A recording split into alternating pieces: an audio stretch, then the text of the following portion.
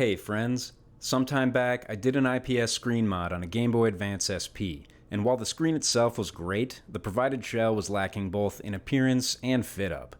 I even had to modify a few areas to assemble it at all. I'll link that video on the screen if you haven't seen it. Today I have a new shell, which I'm hoping will resolve those issues. This product was provided to me by Extreme Rate, an online store with presence throughout many other distribution channels you're probably familiar with. What caught my eye with this brand were the aesthetics and uncommonly plentiful set of hardware, indicating to me it may be of higher quality than what I've seen before it. So it's time to find out if it can live up to my new expectations. Let's get into it. Naturally, the first step here is tearing down the old unit. Extreme Rate provides the tri-wing and Phillips drivers you need, but I'm using my own set here since I'm familiar with it. For this video, I'll try to move fairly quick and only focus in on areas relating to the screen mod or where people generally have trouble with assembly. The red wire here is for brightness adjustment on the IPS screen. I'll pull the tabs to release the flex cable and then desolder that red wire from the cable to get it out of the way. All buttons and pads are removed, as well as this cover in the hinge area. Next, I'll take out the screen by using a dental tool to remove the rubber feet, allowing access to the 5 screws.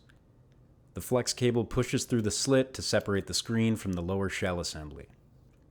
Now we can remove these hinges by pinching the plastic retainers and pushing them through with the tweezers. It's best to do this with the shell in the open position, even though I end up just forcing it through in this shot. Luckily, these hinges are sturdy enough to take the abuse. With one hinge out, you can remove the cover, which makes the second hinge easier to dislodge. Now we'll pull off the hinge covers, remove the screen from the old top shell, and put it into the new one, where it fits quite nicely. We'll also put on the new hinge covers before I forget. Good to see that I don't need to cut off plastic flashing with these like I did on the old shell. Now to get the top shell in place. Putting the hinges back in, a decent method is to partially insert each one on their respective sides, and then bring the lid to its open position, which allows them to click fully into place.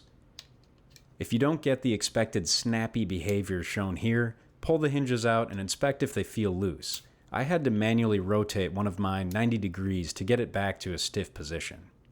Now we can thread the screen cable through this slot, set the screen down, then place and fasten the back shell for the top of the unit.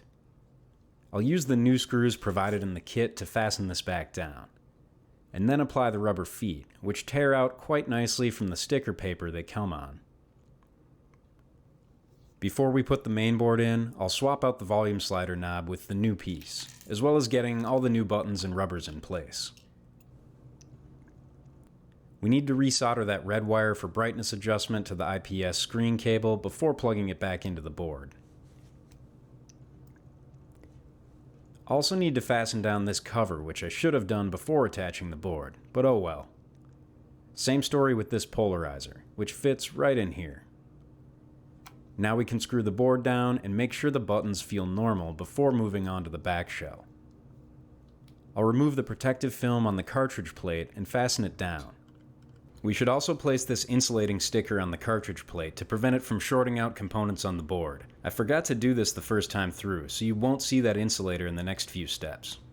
The square nut presses in here so we can secure the battery cover later. This kit comes with a full hardware set for the shoulder buttons. They even include spare parts, not only here, but for all of the fasteners as well. It seems like a no-brainer. The spares cost the company practically nothing while providing great value to the consumer, as these things can and will disappear to another dimension if you drop them. Lastly, we'll put that power switch in place and fasten the back shell down. Securing the battery completes the assembly, and we can get a final look and thoughts on this new shell right after we put this sticker on. Beautiful.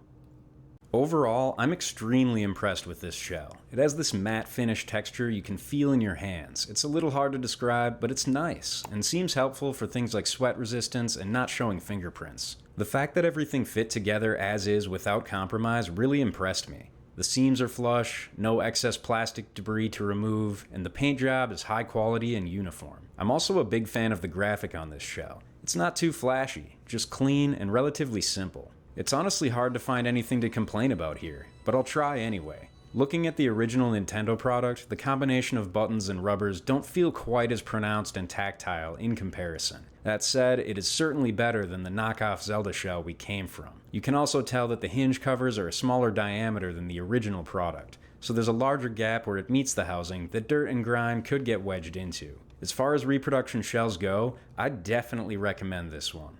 What's delivered is completely as advertised and then some, considering the included spare hardware. I don't expect anything out there to 100% match the quality of the original, but this seems about as close as anyone has gotten so far. In fact, I'm so happy with the result that I might finally start doing other mods with this handheld, such as a rechargeable battery or improving audio, but I'll save that for another video. I'll link the product info for this shell in the description if you want to try it out for yourself. Thank you so much for watching, I hope you enjoyed this video, and I'll see you in the next one. Take care.